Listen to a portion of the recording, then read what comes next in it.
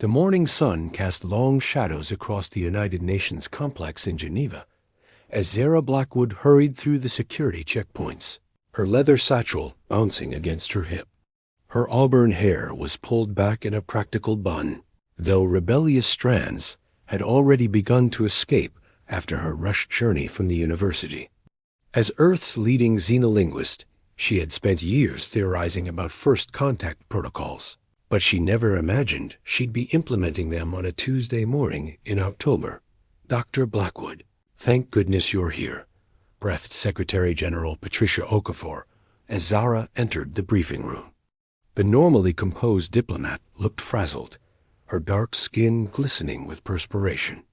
"They arrived 3 hours ago. We've managed basic mathematical communication, but they're requesting what appears to be a formal audience." Zara set down her bag and pulled out her translation matrices, her heart racing with equal parts excitement and terror. "What do we know about them?" "They call themselves the Valerian Coalition. Their ships are ... magnificent and terrifying." Patricia gestured toward the wall screen, which flickered to life, showing sleek vessels hanging in Earth's orbit like metallic tears against the star field. "They seem desperate." Our linguists caught fragments, something about war, about needing help. The door chimed, and Admiral James Harrison entered, his weathered face grave. "The alien delegation is requesting to beam down." "Yes, apparently they have that technology." "They want to meet in the main assembly hall." Full diplomatic protocols. Zara's hands trembled slightly as she organized her equipment. 20 years of studying dead languages and theoretical xenobiology had led to this moment. She thought of her grandmother, who used to tell her that languages were bridges between souls. Today, she'd find out if that was true across species. The assembly hall had been cleared except for essential personnel. As the transport beam materialized, a swirling column of silver light that made Zara's skin tingle even from across the room. She held her breath. 3 figures emerged, and Zara's carefully prepared scientific detachment crumbled instantly. The lead figure was unmistakably humanoid, but ethereal in a way that made her chest tight. Tall and lean, with skin that seemed to shimmer between pale blue and silver, depending on the light. His hair was white as starlight, flowing past his shoulders and his eyes. Zara felt her breath catch. They were the deep violet of nebulae, ancient and knowing. But it was when their gazes met across the hall that the world tilted. The sensation hit her like a physical force, a whisper in her mind that wasn't her own thoughts. Images flashed, vast ships burning in space, cities turned to glass, children crying in languages she didn't recognize. And beneath it all, a profound loneliness that echoed her own.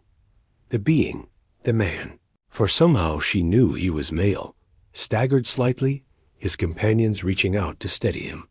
His violet eyes were wide, with what looked like shock fixed on her face. "Did you ... double quotes?" Zara whispered, then caught herself. Around them, diplomats and officials were moving forward with practiced efficiency, but she felt frozen in this moment of impossible connection. Secretary General Okafor stepped forward with carefully rehearsed gestures of welcome. The alien delegation's translator, a smaller being with kind golden eyes, began speaking in what sounded like a harmony of wind chimes. "We are honored by your welcome." The translation device rendered in crisp English. "I am Ambassador Thelen, and this is Captain K.L. Thornweaver of the Valerian fleet." The tall one, K.L., inclined his head in a gesture that was universally graceful. "We come not as conquerors, but as—" the word does not translate well. "Those who beg for sanctuary in the storm." Zara found her professional composure and stepped forward, though her legs felt unsteady. "I'm Dr. Zara Blackwood, xenolinguist. I specialize in communication protocols between different species. May I? Would it be appropriate to attempt direct linguistic interface?"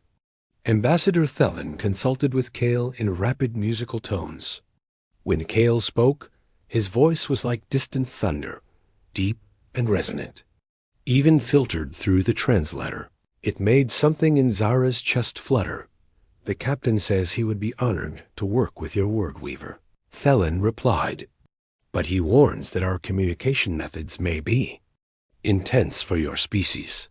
"I'm willing to take that risk," Zara said, surprised by her own boldness. She approached with her linguistic interface device, a sophisticated computer that could analyze speech patterns and attempt real-time translation. "May I?" Kale nodded and stepped closer. This near, Zara could see that his skin actually did shimmer, as if stardust had been woven into his very being. He towered over her by at least a foot, but something in his manner made her feel safe rather than intimidated. She activated the interface and gestured for him to speak. When he did, the machine's readings went haywire. But more than that, Zara felt the words in her mind, not heard, but experienced. Images of a dying coalition, of planets consumed by an unstoppable enemy, of hope flickering like a candle in cosmic wind. "Your people," she found herself saying without conscious thought. "They're beautiful. And they're dying." Kale's eyes widened, and this time the connection was deliberate. She felt him in her mind, gentle as morning mist, and she didn't pull away. In that space between thoughts, language became unnecessary. She understood that his people were telepathic, that they communicated as much through shared emotion as through words. She understood that the Nexari Empire had swept through their galaxy like a plague, consuming everything in their path. She understood that the Coalition had tried to fight for decades and were failing. And she understood that Kale Thornweaver, captain of the starship, Whispered Dawn, had never felt so alone until this moment when he wasn't. The connection lasted only seconds in real time, but when it ended, Zara stumbled backward, tears streaming down her face. Around them, the diplomatic party was staring in concern. Dr. Blackwood. Secretary General Okafor said urgently, "Are you all right?" Zara wiped her eyes, her gaze never leaving Kale's face. He looked equally shaken, one hand pressed to his temple. "They're not invaders," she said, her voice hoarse. "They're refugees. The Nexari Empire. It's strip mining entire star systems. The Coalition has been fighting a losing war for 40 years. They've come to us because ... she swallowed hard, because they've heard that humans adapt, that we find ways to win impossible wars." Ambassador Thelen's translator crackled. "The word weaver speaks truly. We know of your species' reputation for stubborn creativity in the face of extinction. We offer alliance, technology, knowledge. In return, we ask only that you help us survive."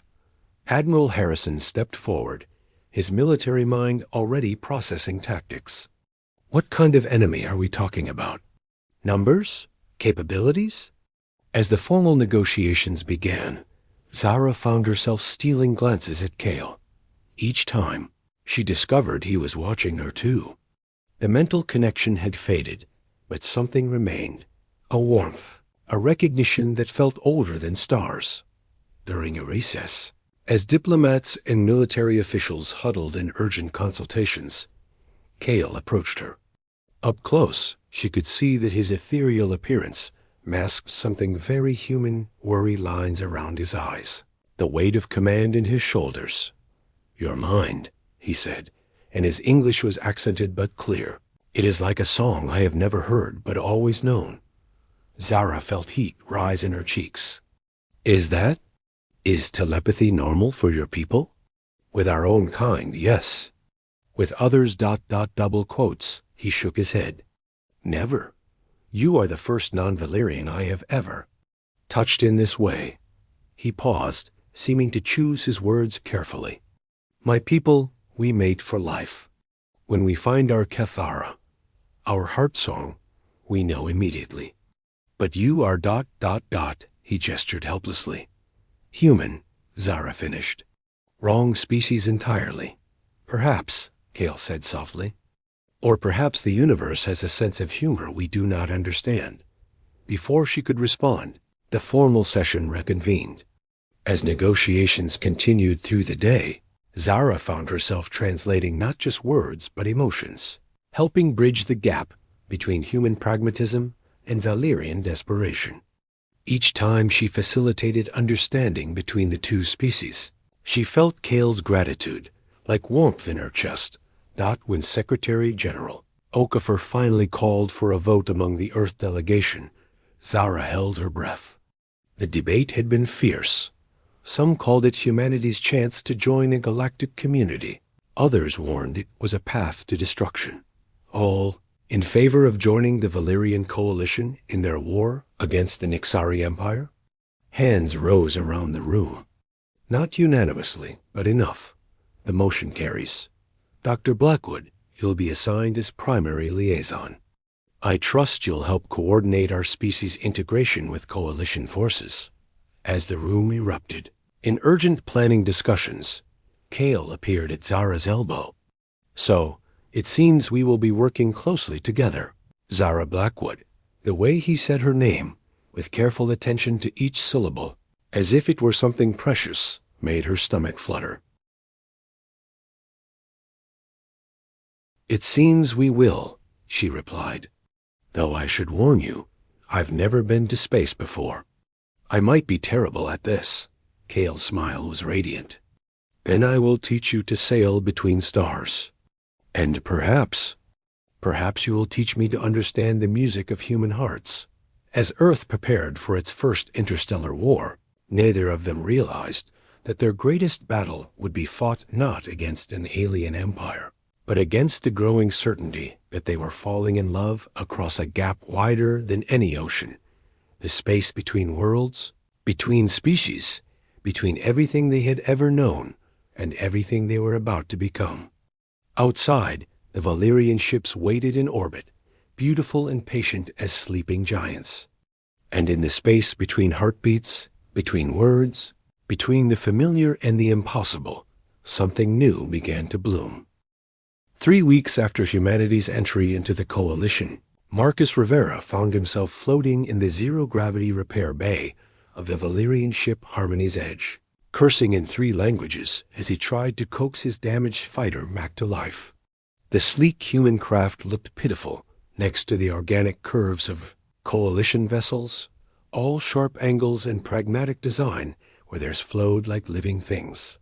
Come on, beautiful, he muttered to his ship, running calloused hands over the plasma scoring that had nearly cost him his life 2 hours ago. Don't give up on me now. The Nexari patrol had been a surprise, appearing out of a nebula like ghosts made of malice. Marcus's squadron had scattered, but not before his fighter took a direct hit to the navigation array. He'd limped back to the coalition fleet on manual control and sheer stubbornness, his head pounding from a mild concussion and his pride more bruised than his body. That is not how one speaks to a wounded vessel. The voice was like water over smooth stones, melodious and somehow soothing. Marcus turned, still floating in the repair harness, to see an Aquarian approaching through the zero-G corridor. He'd seen her kind before in briefings, but never up close. She was breathtaking in an entirely alien way. Tall and willowy, with skin that shifted between pale green and blue like sunlight through ocean water. Her hair floated around her face in the zero gravity, silver white and moving, as if it were underwater rather than in space. But it was her eyes that made Marcus forget to breathe, deep sea green, ancient and kind, with an intelligence that seemed to look right through him.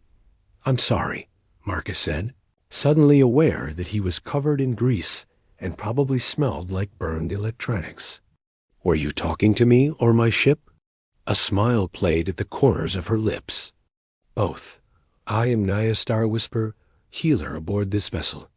Your Captain Hayes requested I check on you. After your dramatic return? Dramatic? Marcus unclipped himself from the harness and pushed gently off the ship's hull, floating closer to her. I prefer stylishly improvised. And you can tell Captain Hayes I'm fine. Just a little banged up. Naya's expression grew serious as she studied him. Without asking permission, she reached out and gently touched his forehead with her fingertips. The moment skin met skin, Marcus gasped. A wave of cool relief washed through him. But more than that, he felt her presence in his mind, gentle and healing. Assessing the damage to his skull. Moderate concussion, she said softly, her fingers still against his skin. Mild neural inflammation. Some memory displacement. Her brow furrowed in concern. You should not be working in this condition. I've had worse, Marcus said, though he made no move to pull away from her touch. The connection was intoxicating, not invasive like he'd feared telepathy might be, but warm and intimate.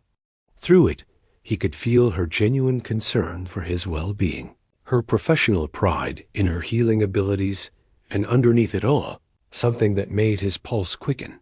That does not make it wise, Naya replied, but she didn't remove her hand either. Your people, you push yourselves beyond safe limits. It is admirable and terrifying. Occupational hazard, Marcus said, offering a crooked grin.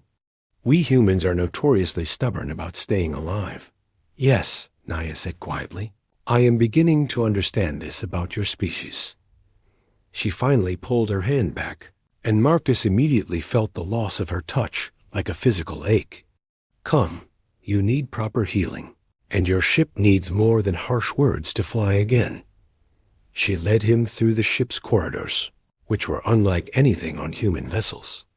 The walls seemed to breathe, pulsing gently with bioluminescent patterns. Everything was curved and flowing, as if the ship had been grown rather than built. It's alive, Marcus said in wonder, running his hand along a wall that felt warm and slightly, yielding under his touch. All Aquarian vessels are biomechanical, Naya explained.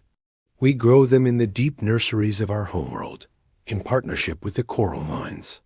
They live, they heal, they adapt. Much like their crews. She glanced at him sideways. Your ships are different, rigid, unforgiving, reliable, Marcus countered. Predictable. When I tell my ship to do something, it does it. No questions asked. But when it is damaged, it cannot heal itself. It cannot grow stronger from its wounds. Naya stopped before a doorway that dilated open at their approach. Sometimes, flexibility is more valuable than strength.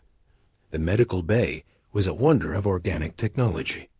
Instead of sterile metal surfaces, there were pools of luminescent liquid and walls covered in what looked like giant flowers. The air hummed with a sound that felt more like music than machinery. Please, sit, Naya gestured to what appeared to be a living chair that adjusted itself to Marcus's body as he settled into it. This will be more comfortable than your human medical procedures. How do you know about human medical procedures? Marcus asked, curious despite his wariness. Naya moved around the room, gathering what looked more like garden supplies than medical instruments. I have made it my business to study all coalition species. When you are responsible for healing, you must understand how different bodies work, how different minds process pain and recovery. She paused, a bioluminescent scanner in her hands. Your species fascinates me. You heal so quickly from physical trauma, but emotional wounds? Those you carry for lifetimes. Speaking from experience? Marcus asked, watching as she approached with the scanner.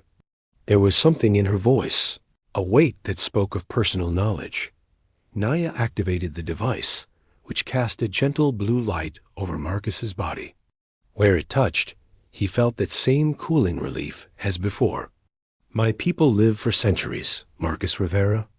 We have time to let wounds heal naturally, to let grief fade with the tides.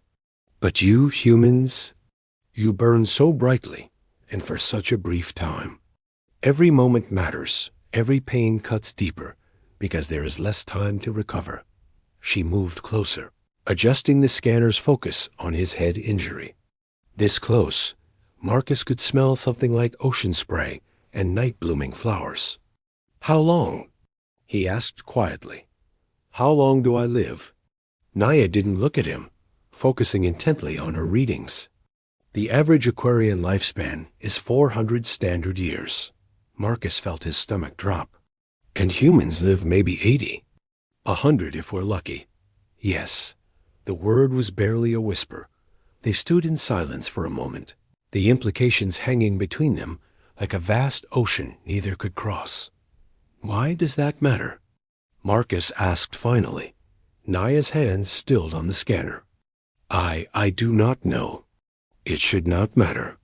We have just met. We are different species. I am here only to heal your wounds and send you back to your dangerous flying.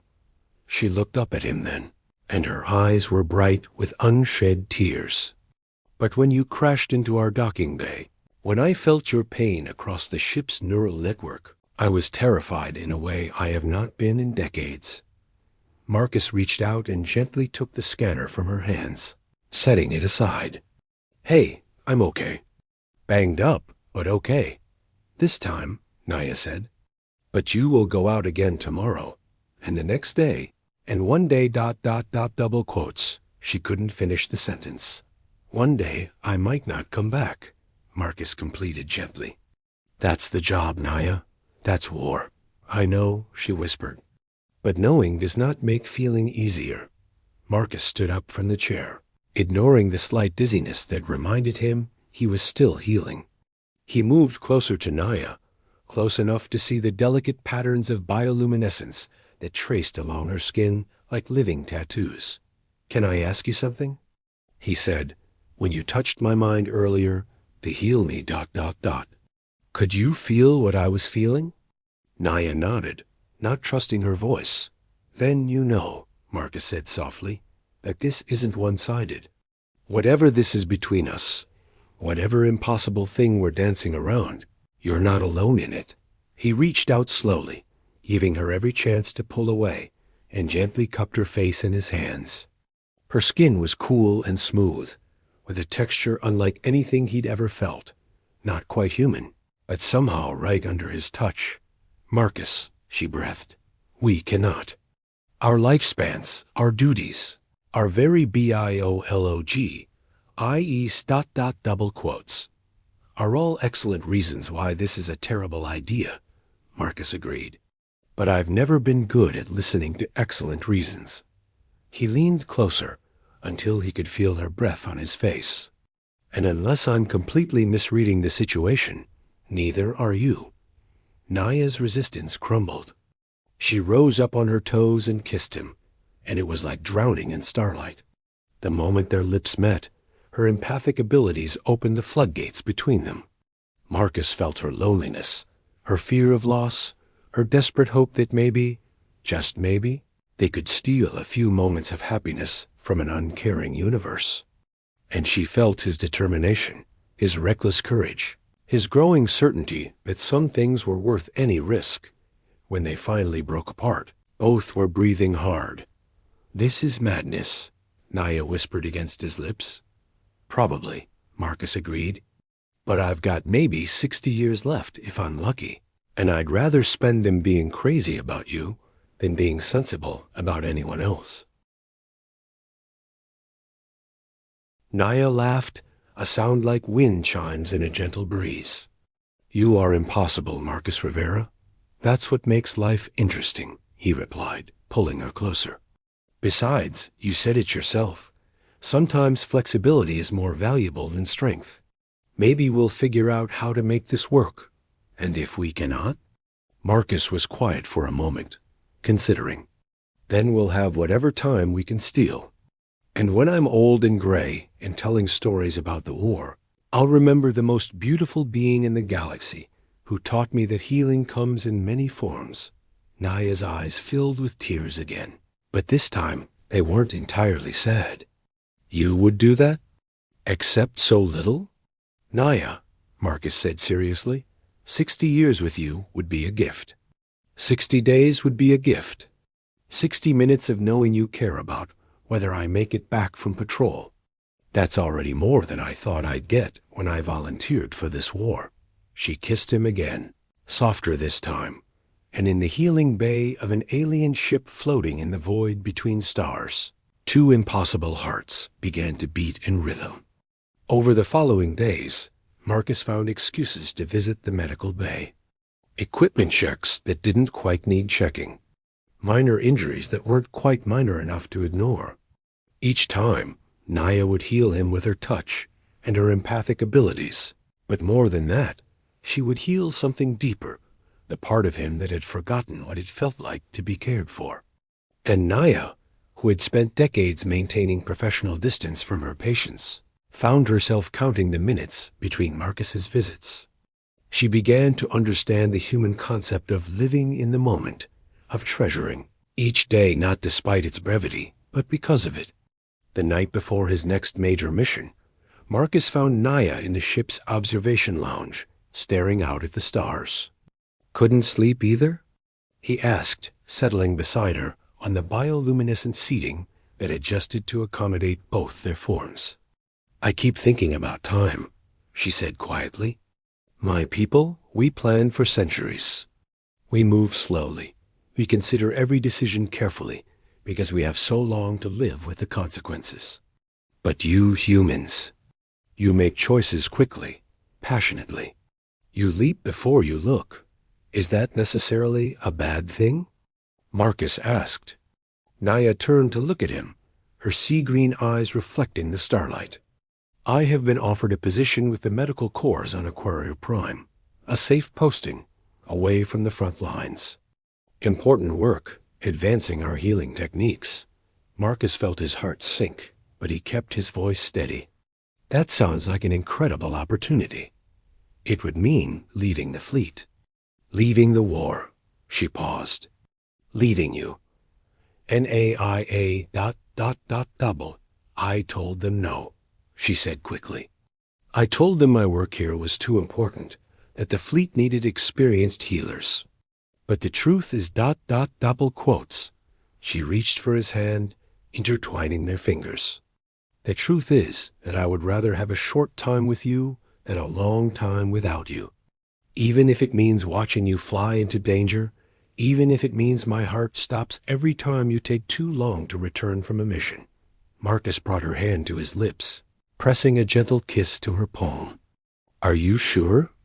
I won't ask you to give up centuries for me." "You are not asking," Naya said firmly. "I am choosing. My people say that love is patient, that it waits for the proper time. But perhaps love is also brave. Perhaps love says yes to impossibility." As alarms began to sound throughout the ship, signaling the approach to their next battle, Marcus pulled Naya close.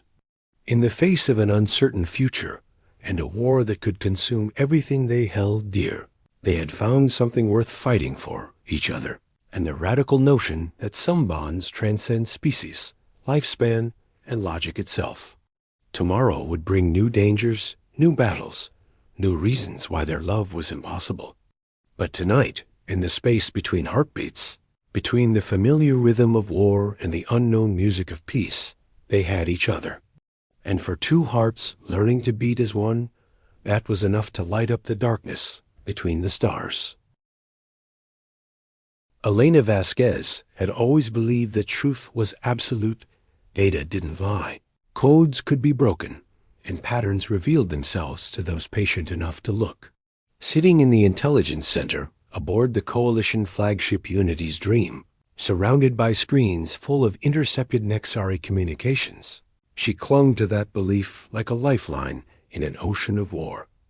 The coffee had gone cold hours ago, but she barely noticed.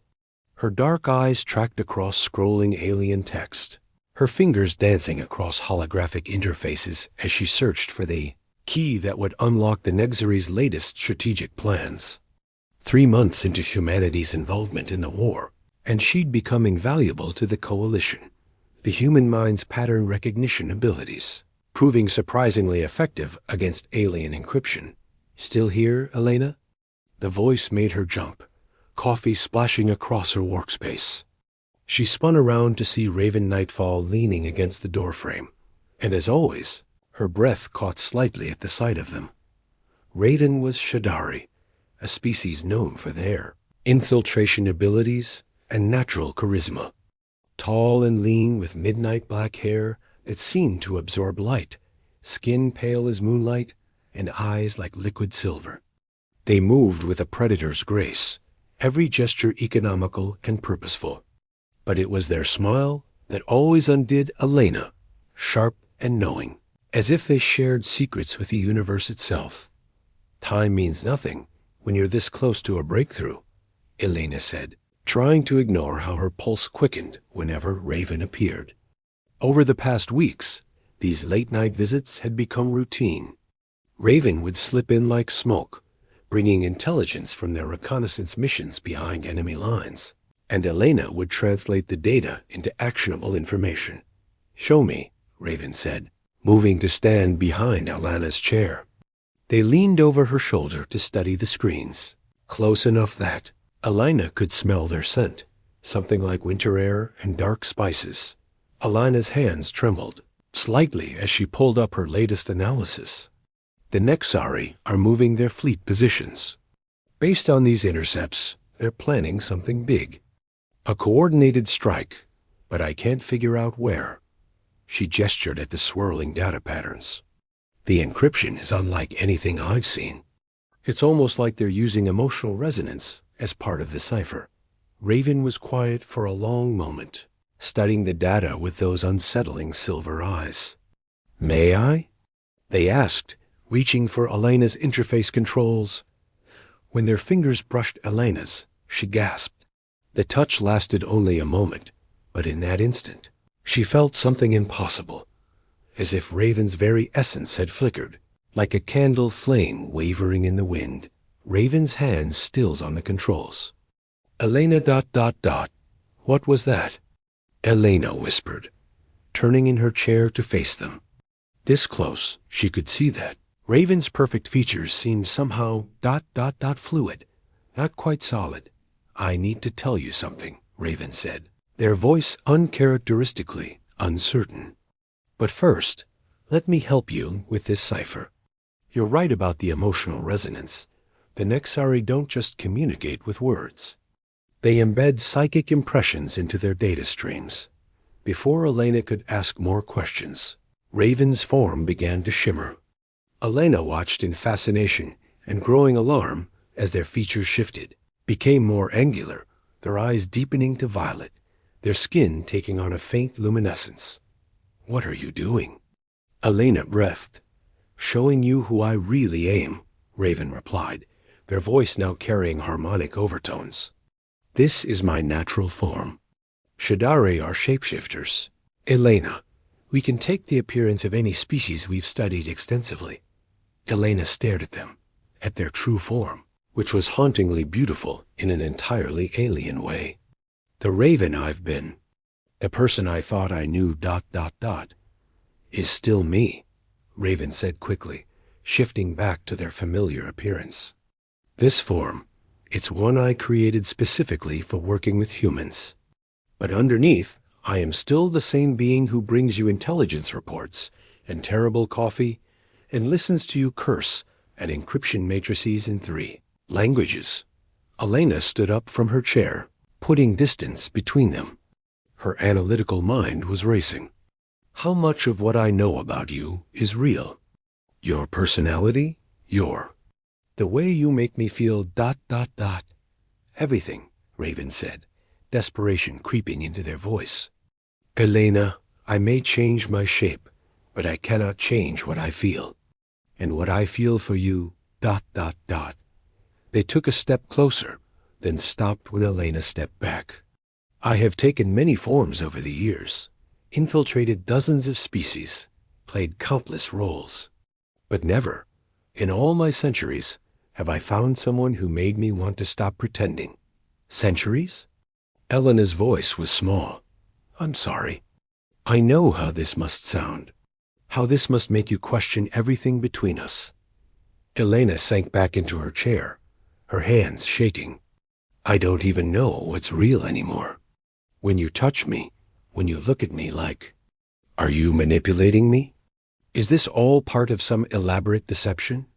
The pain that flashed across Raven's features was so raw that Elena knew it couldn't be false.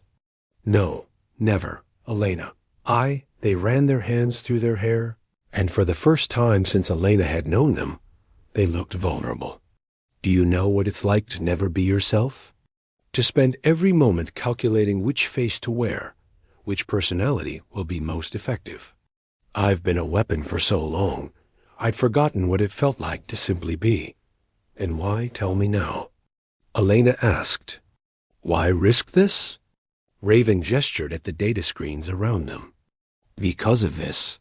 Because I've been feeding you intelligence from deep within Nexari territory, and you deserve to know the source. Because ... double quotes, their voice dropped to a whisper. Because I love you, and I'm tired of loving you with a lie between us. Elena's breath caught. They'd danced around the growing attraction between them for weeks, but neither had spoken the word aloud. Show me again, she said quietly. What? Your real form, please. Hesitantly, Raven shifted again. This time, Elena forced herself to really look. In their natural state, Raven was ethereal, tall and angular, with skin that seemed to be made of starlight and shadow.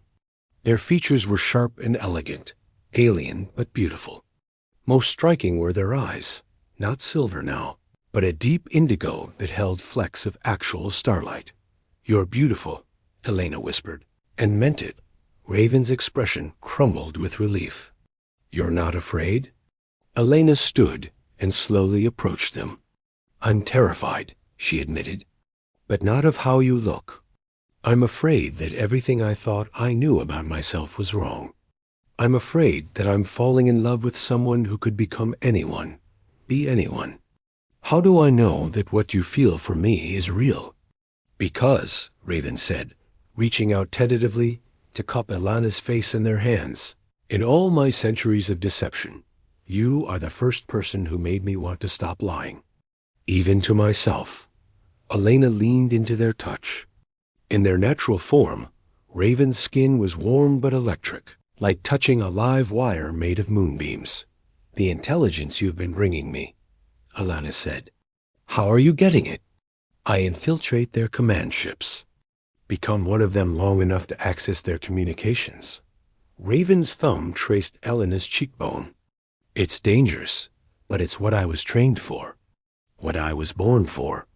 And after the war? When there's no more need for infiltration, no more enemies to spy on, who will you be then? Raven was quiet for a long moment. I don't know, they admitted. For the first time in my life, I don't know who I'm supposed to be. But I know who I want to be. Who? Yours, Raven said simply. In whatever form you'll have me. Elena rose on her toes and kissed them.